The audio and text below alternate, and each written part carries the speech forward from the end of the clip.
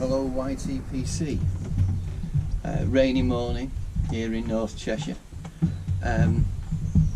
Just a quick hello, little update. First and foremost, just thank everybody who's subscribed to the channel. I hadn't really noticed how many there were, and it's been creeping up. So thank you very much for your support. Inspired really, gentleman down in Stoke-on-Trent, I think it's Pipes and Pictures, and he was smoking Cabbie's mixture, and he said he bought it as a Perique. It is a Virginian Perique tobacco, but he said virtually it was all Virginia, and as a Virginia smoke it was brilliant. Now I did have Cabbies last year and I quite enjoyed it. On the strength of it I bought another tin, so I'm actually getting close to the bottom of the last tin, so I thought I'd open this today. I'm going to compare it to what he showed on his camera. This is definite, or his is definitely lighter than the example I've got here. You can see the darker, which I assume is the Perique, excuse my ignorance. But certainly when I opened this 5 minutes ago, and even now, yeah, it's the Virginia background, but certainly the Perique in the foreground there, or sort of supporting it. So I'm going to have a bowl of that shortly. But just before I move on to that, I have been smoking and I've really enjoyed this. I bought it on a bit of a whim. It's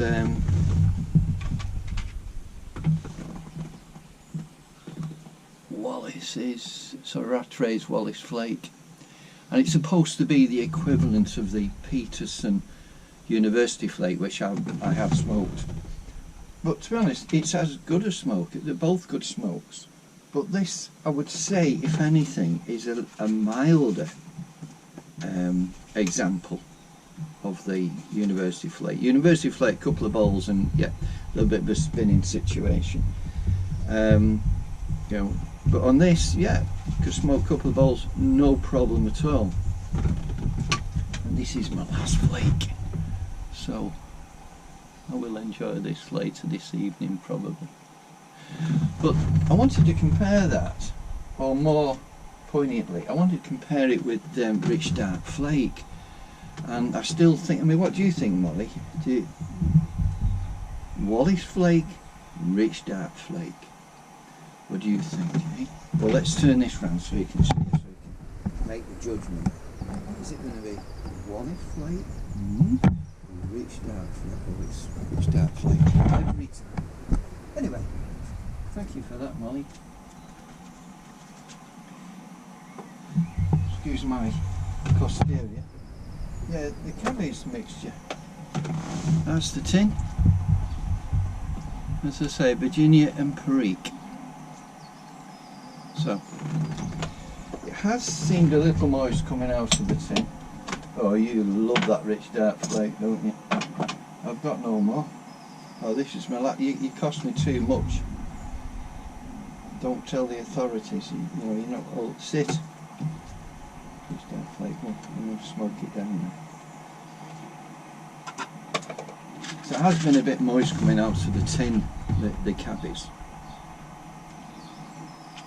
I'm just, let's say, rain precipitation now. We've been out this morning doing a bit of training, everything's gone well. She's doing exceptionally well.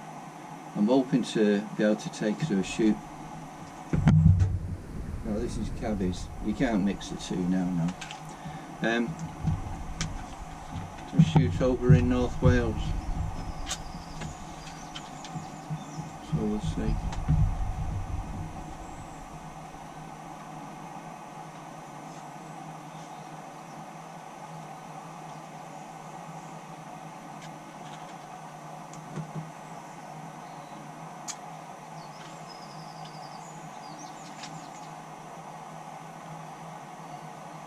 Oh, the pipe.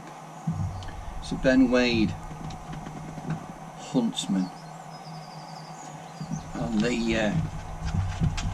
I'm not sure who it was, whether it was Simon at London Calling or Uncle Phil. It's a 12 gauge.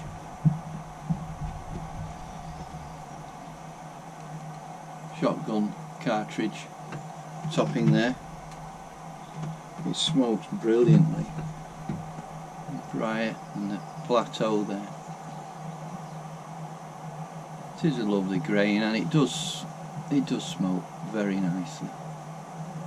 It's been resting for a while, this one. I don't think I've seen it. And it comes with a tamper. It's been made, yeah, it's a tamper. Been made out of a 308. So hence very much with the antler stem. Just trying to get the light in there. But yeah, nice smoke.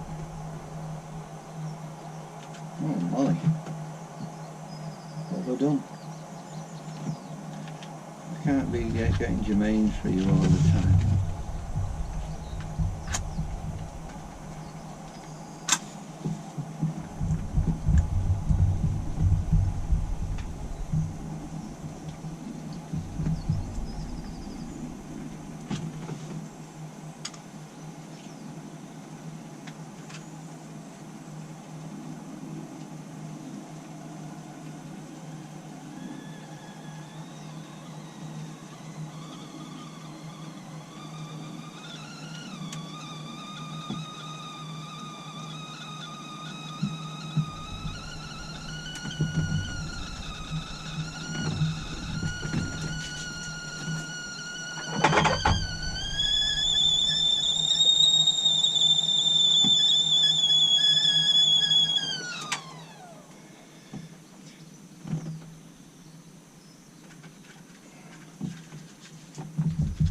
Maybe it is a bit damp.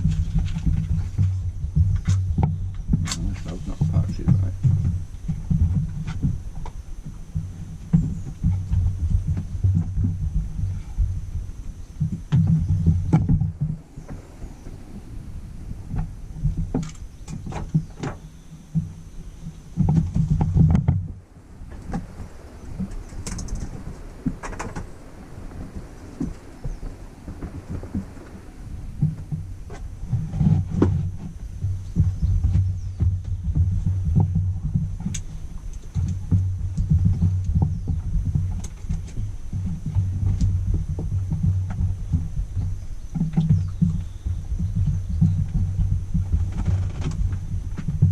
First thing that comes through is the sweetness of the Virginia. Probably that's just the way I packed it.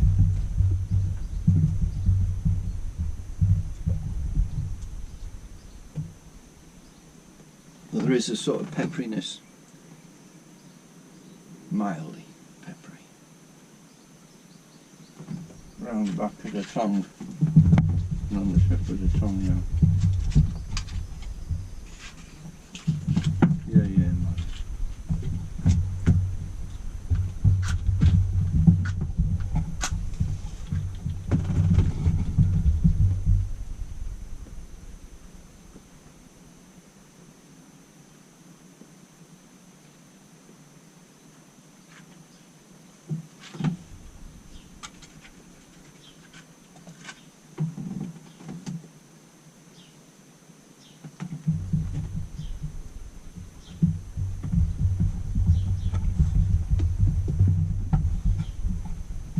It is a pleasant smoke.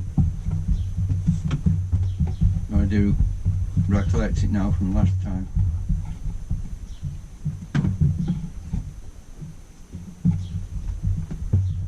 I bought this very tin off Bob Gregory before he retired, July last year.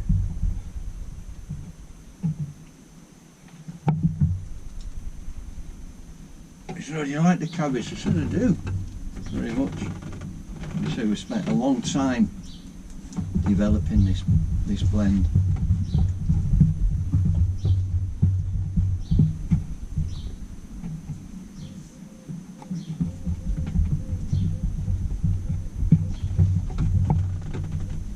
I've seen someone actually likened it to Three Nuns.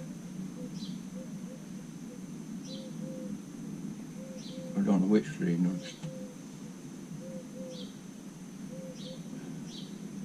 But I used to smoke 3 months non-nicer many years ago.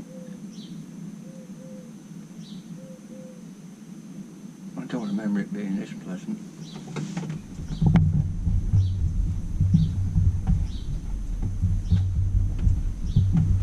Talking smoking years ago,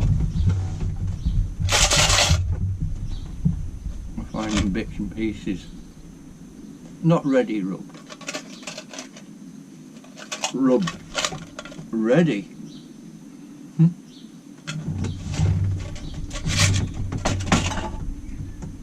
Can't remember this. I think I bought it from the tin out at the time. Again back in the early 70s, I would imagine. Talisman.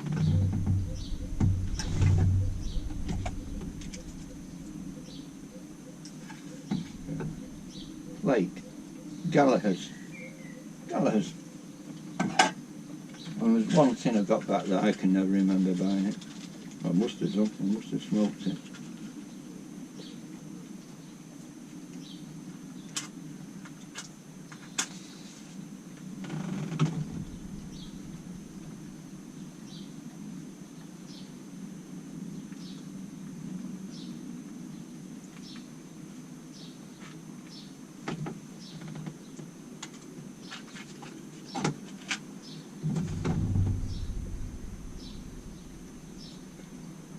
Ogden's. Old Gold. Anyone remember that one?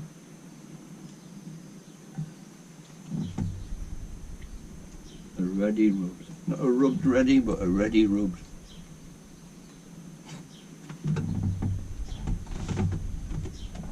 Yeah, the Paree just got me a bit then. What a nice smoke.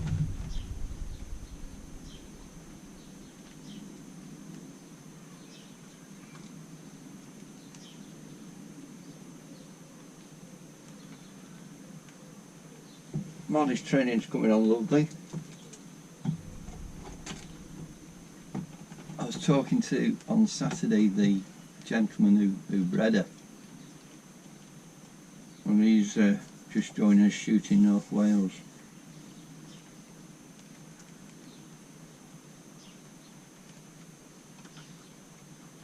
It's an old fishery I used to coach at called Chirk Fishery. Coaching fly fishing, that is. A lovely fishery if you get a chance to go there. It's alongside the River Cerriog, the Afon Cerriog.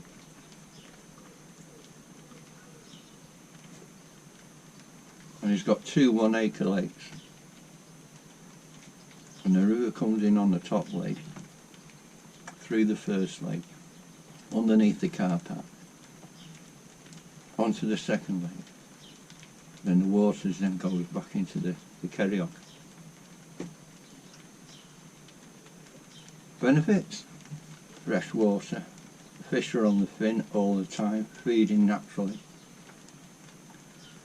They're very exceptionally well run fishery. Probably the best still water, well, if you can call it still water.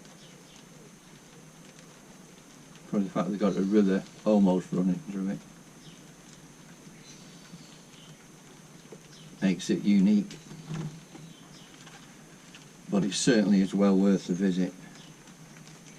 Don't know who's running it. It should be Sean. It was a family interest, and they do have a smokery there as well, and you can buy fresh fish. It's also good for the kiddies. Remember George brought, when he was working Merseyside Youth Association, brought a load of kids down from in the city of Liverpool.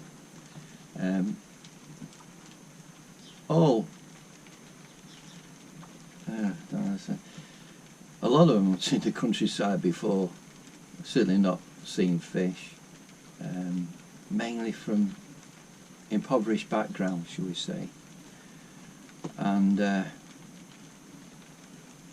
we used to, through the Salmon and Trout Association, we used to do the shows like Chatsworth and wherever, Midland show, and we charge a nominal amount for the coaching, and that money used to go into the Salmon and Trout fund for these kids. And they turn up most of them sit there with the thumbs, how do we fish?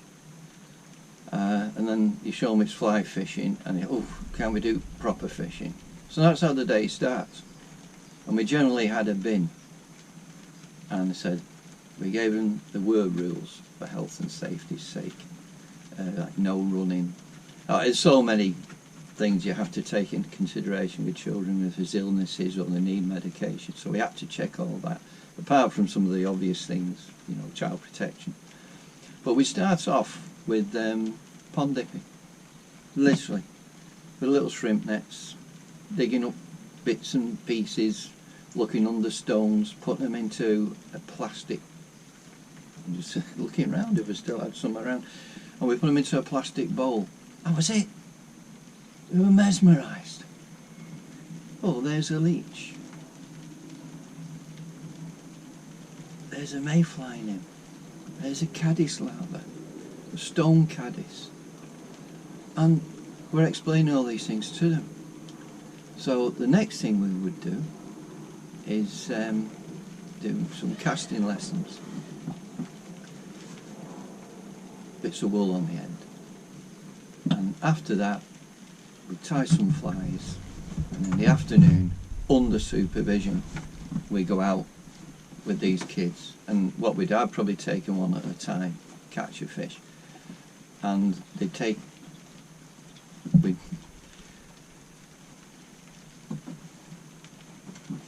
would kill the fish humanely with a priest, so called because it gives them the last rites, and clean, gut them. They could take them home for whoever was looking after them, whether it was mum or dad or gran or granddad, and they absolutely loved it. So from coming and arriving, so what we're doing here, you know, oh, it's cold, it's fresh air, what's that? And at the end of the day, those kids would come up and shake your hand and thank you. And the most heart-wrenching ones were when they said, when can we come again? Sorry, did I go down a road then? Yeah, they were great. Those kids were lovely, and you wanted to adopt every one of them, really. They were so good. But yeah, that was George Telfer. He's in the book. We met through football 30 odd years